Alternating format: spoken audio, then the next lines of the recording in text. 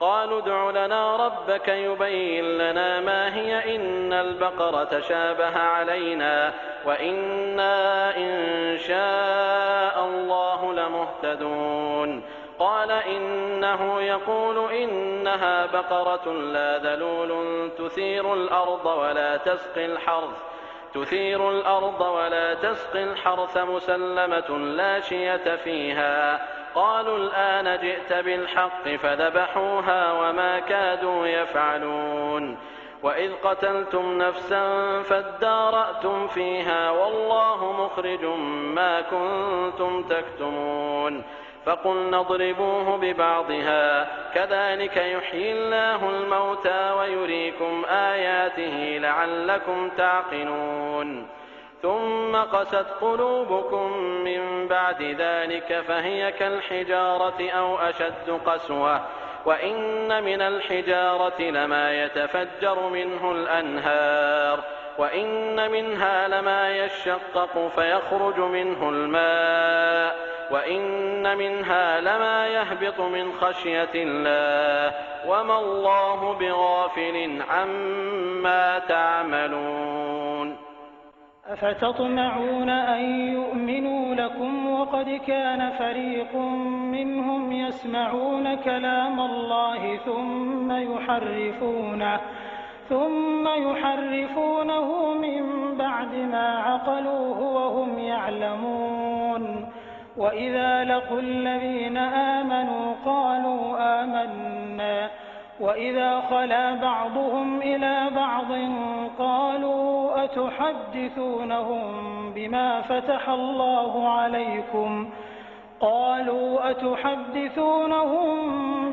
فتح الله عليكم ليحاجوكم به عند ربكم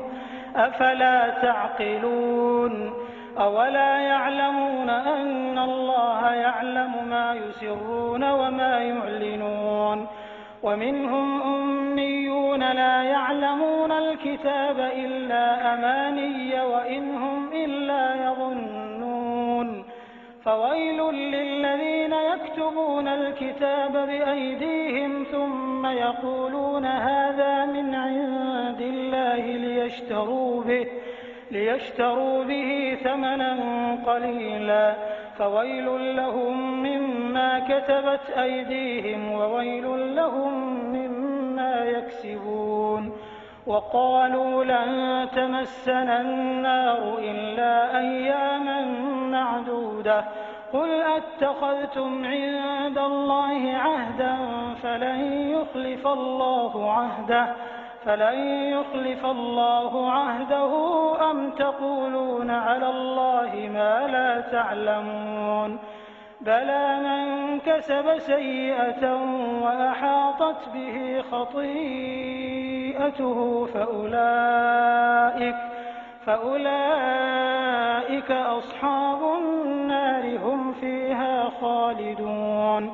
والذين آمنوا وعملوا الصالحات أولئك أصحاب الجنة هم فيها خالدون. وإذ أخذنا ميثاق بني إسرائيل لا تعبدون إلا الله وبالوالدين إحسانا وذي القربى واليتامى والمساكين وقولوا للناس حسنا وأقيموا الصلاة وآتوا الزكاة ثم توليتم إلا قليلا منكم وأنتم معرضون. وإذ أخذنا ميثاقكم لا تسفكون دماءكم ولا تخرجون أنفسكم من دياركم ثم أقررتم وأنتم تشهدون. ثم أنتم هؤلاء تقتلون أنفسكم وتخرجون فريقا منكم من ديارهم تظاهرون عليهم بالإثم والعدوان وإن يأتوكم أسارى تفادوهم وهو محرم عليكم إخراجهم أفتؤمنون ببعض الكتاب وتكفرون ببعض فما جزاء من يفعل ذلك منكم إلا خزي في الحياة الدنيا ويوم القيامة يردون إلى أشد العذاب وما الله بغافل عما تعملون أولئك الذين اشتروا الحياة الدنيا بالآخرة فلا يخفف عنهم العذاب ولا هم ينصرون ولقد آتينا موسى الكتاب وقفينا من بعده بالرسل وآتينا عيسى ابن مريم البينات وأيدناه بروح القدس أفكلما جاءكم رسول بما لا تهوى أنفسكم استكبرتم ففريقا كذبتم وفريقا تقتلون وقالوا قلوبنا غلف بل لعنهم الله بكفرهم فقليلا ما يؤمنون ولما جاءهم كتاب من عند الله مصدق لما معهم وكانوا من قبل يستفتحون على الذين كفروا فلما جاءهم ما عرفوا كفروا به فلعنة الله على الكافرين بئس ما اشتروا به أنفسهم أن يكفروا بما أنزل الله بغيا أن ينزل الله من فضله على من يشاء من عباده فباءوا بغضب على غضب وللكافرين عذاب مهين وإذا قيل لهم آمنوا بما أنزل الله قالوا نؤمن بما أنزل علينا ويكفرون بما وراءه وهو الحق مصدقا لما معهم قل فلم تقتلون أنبياء الله من قبل إن كنتم مؤمنين ولقد جاءكم موسى بالبينات ثم اتخذتم العجل من بعده وأنتم ظالمون وإذ أخذنا ميثاقكم ورفعنا فوقكم الطور خذوا ما آتيناكم بقوة واسمعوا قالوا سمعنا وعصينا وأشربوا في قلوبهم العجل بكفرهم قل بئس ما يأمركم به إيمانكم إن كنتم مؤمنين قل إن كانت لكم الدار الآخرة عند الله خالصة من دون الناس فتمنوا الموت إن كنتم صادقين ولن يتمنوه أبدا بما قدمت أيديهم والله عليم بالظالمين ولتجدنهم أحرص الناس على حياة ومن الذين أشركوا يود أحدهم لو يعمر 1000 سنة وما هو بمزحزحه من العذاب أن يعمر والله بصير بما يعملون قل من كان عدوا لجبريل فإنه نزله على قلبك بإذن الله مصدقا لما بين يديه وهدى وبشرى للمؤمنين من كان عدوا لله وملائكته ورسله وجبريل وميكال فإن الله عدو للكافرين ولقد أنزلنا إليك آيات بينات وما يكفر بها إلا الفاسقون أوكلما عاهدوا عهدا نبذه فريق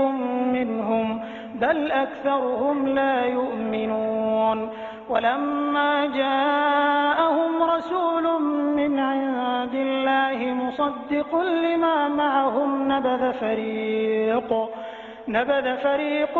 من الذين أوتوا الكتاب كتاب الله وراء ظهورهم كأنهم لا يعلمون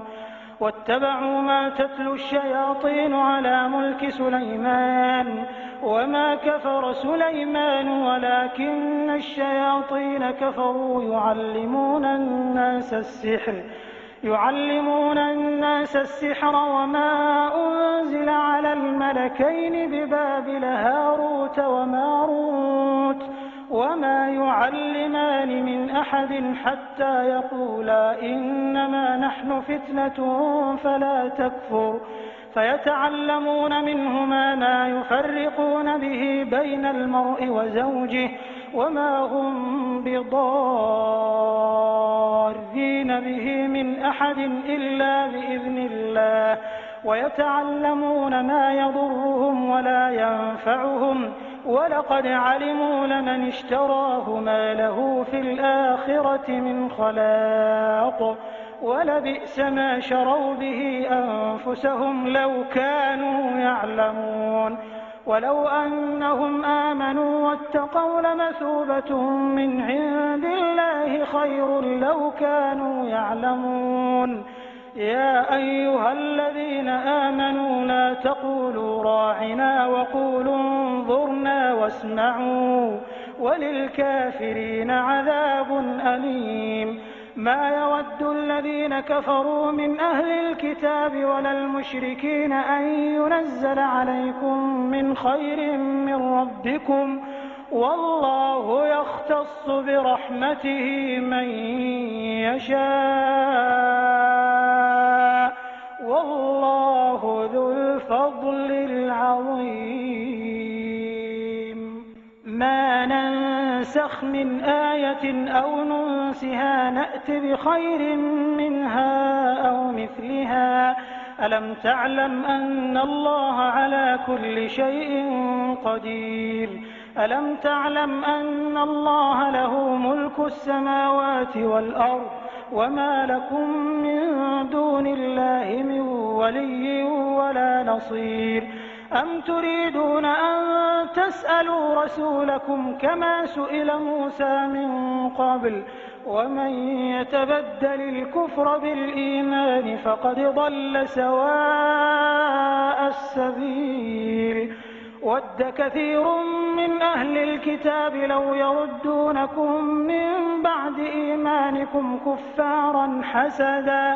حسدا من عند أنفسهم من بعد ما تبين لهم الحق فاعفوا واصفحوا حتى يأتي الله بأمره إن الله على كل شيء قدير وأقيموا الصلاة وآتوا الزكاة وما تقدموا لأنفسكم من خير تجدوه عند الله إن الله بما تعملون بصير وقالوا لن يدخل الجنة إلا من كان هودا أو نصارى تلك أمانيهم قل هاتوا برهانكم إن كنتم صادقين بلى من أسلم وجهه لله وهو محسن فله أجره عند ربه ولا خوف عليهم ولا هم يحزنون وقالت اليهود ليست النصارى على شيء وقالت النصارى ليست اليهود على شيء وهم يتلون الكتاب كذلك قال الذين لا يعلمون مثل قولهم فالله يحكم بينهم يوم القيامة فيما كانوا فيه يختلفون ومن أظلم ممن منع مساجد الله أن يذكر فيها اسمه وسعى في خرابها أولئك ما كان لهم أن يدخلوها إلا خائفين لهم في الدنيا خزي ولهم في الآخرة عذاب عظيم ولله المشرق والمغرب فأينما تولوا فثم وجه الله إن الله واسع عليم وقالوا اتخذ الله ولدا سبحانه بل له ما في السماوات والأرض كل له قانتون بديع السماوات والأرض وإذا قضى أمرا فإنما يقول له كن فيكون وقال الذين لا يعلمون لولا يكلمنا الله أو تأتينا آية كذلك قال الذين من قبلهم مثل قولهم تشابهت قلوبهم قد بينا الآيات لقوم يوقنون إنا أرسلناك بالحق بشيرا ونذيرا ولا تسأل عن أصحاب الجحيم ولن ترضى عنك اليهود ولا النصارى حتى تتبع ملتهم قل إن هدى الله هو الهدى ولئن اتبعت أهواءهم بعد الذي جاءك من العلم ما لك من الله من ولي ولا نصير الذين آتيناهم الكتاب يتلونه حق تلاوته أولئك يؤمنون به ومن يكفر به فأولئك هم الخاسرون يا بني إسرائيل اذكروا نعمتي التي أنعمت عليكم وأني فضلتكم على العالمين واتقوا يوما لا تجزي نفس عن نفس شيئا ولا يقبل منها عدل ولا تنفعها شفاعة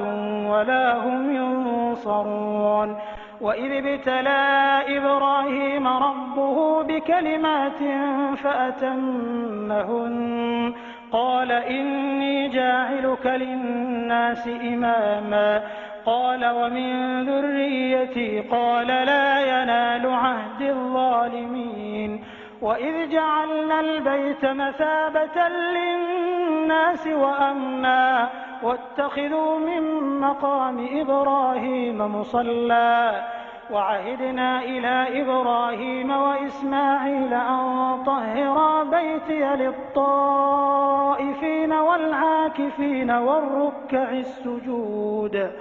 وإذ قال إبراهيم رب اجعل هذا بلدا آمنا وارزق أهله من الثمرات من آمن منهم بالله واليوم الآخر قال ومن كفر فأمتعه قليلا ثم أضطره إلى عذاب النار وبئس المصير وإذ يرفع إبراهيم القواعد من البيت وإسماعيل ربنا تقبل منا إنك أنت السميع العليم ربنا واجعلنا مسلمين لك ومن ذريتنا أمة مسلمة لك وأرنا مناسكنا وتب علينا إنك أنت التواب الرحيم ربنا وابعث فيهم رسولا منهم يتلو عليهم آياتك ويعلمهم الكتاب والحكمة ويزكيهم إنك أنت العزيز الحكيم ومن يرغب عن ملة إبراهيم إلا من سفه نفسه ولقد اصطفيناه في الدنيا وإنه في الآخرة لمن الصالحين إذ قال له ربه أسلم قال أسلمت لرب العالمين ووصى بها إبراهيم بنيه ويعقوب يا بني إن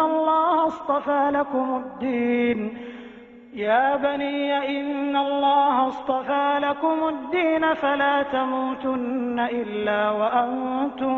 مسلمون أم كنتم شهداء إذ حضر يعقوب الموت إذ قال لبنيه ما تعبدون من بعدي قالوا نعبد إلهك وإله آبائك إبراهيم وإسماعيل وإسحاق إلها واحدا ونحن له مسلمون تلك أمة قد خلت لها ما كسبت ولكم ما كسبتم ولا تسألون عما كانوا يعملون.